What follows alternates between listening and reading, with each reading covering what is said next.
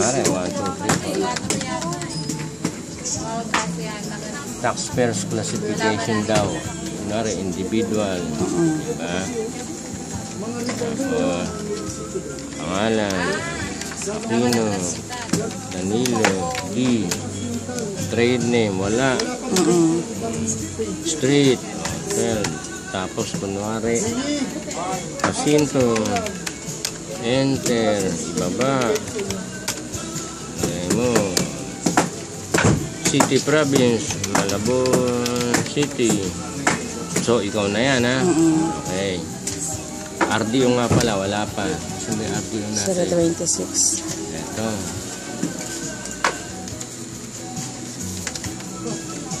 Okay. Save.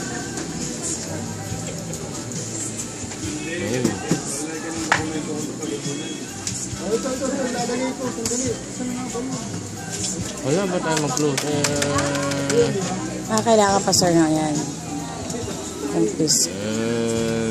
Kung calendar, wala naman. Ito. Calendar, diba?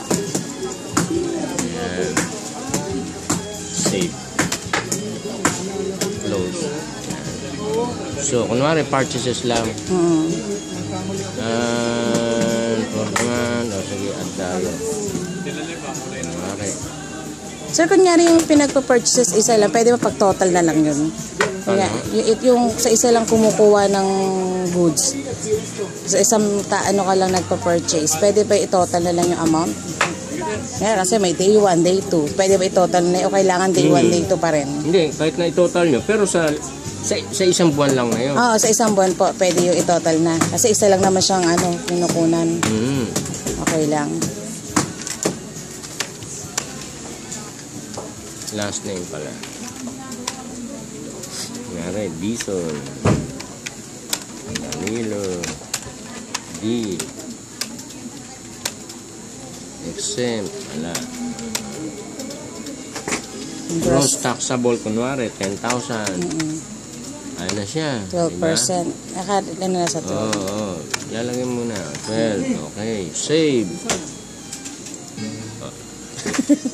Saan pa? Entry in the field is required. Okay. Saan down na siya? Yun. Ito pala. Address. Number 12. District, city. Kailangan pa po ba? Meron ganyan? Kung walang mailagay, sabay sa resibo meron, no?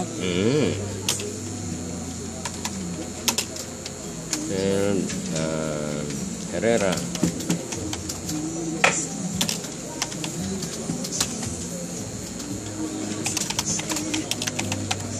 Save na.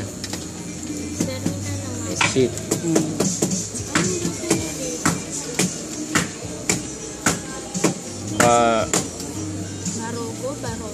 Baroso. Tapos generate file. Ayan. Generate file pa saan ipapasok? Hindi, sige. Basta save lang. Save. Okay.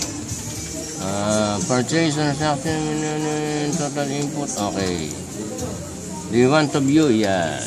O, di mag-out na kayo. Sa sales, sir. Di ba yung sa sales? Pares lang naman, di ba? Oh, basta pares lang naman siya eh. Ibig kong sabihin, pakikita ko lang sa inyo kung nasaan siya. Nandito siya ngayon sa, punta kayo sa may computer. May computer. So, nandito siya sa Drive C. Ito yung, punta kayo dyan sa 2.1 version natin. 2.1. Okay, yan. Ito ha. Ayun. Enter. Ito yung ginawa nyo. Ayan na. Yung sinave ko. Pero ito, ibabalidate nyo muna siya.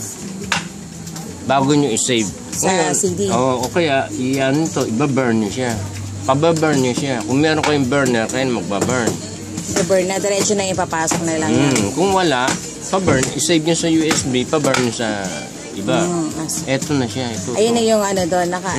Makakita na yun. Sabagay 420-30. Teka, kakat ko siya. Paste.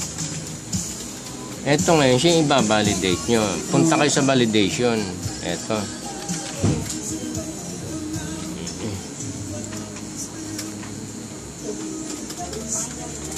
Anong T-number to?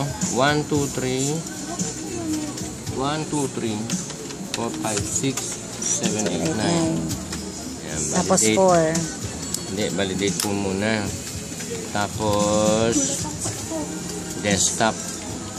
Sa desktop, nandito siya. Ito siya sa desktop Nakalabas. siya. Ayan o. Ito siya, oh. Enter. Select. Wala daw siyang error. Oh. Yun. Pagka wala po siyang error, Pwede na siya i-burn. oh. So, kailangan sir lagi binabalidate muna. Para malaman nyo kung may error, kung may pagkakamali. Para hindi sayang ang burning nyo. Okay, alam nyo na. Aha. O, sige, go. Sige, thank you. Sige nyo.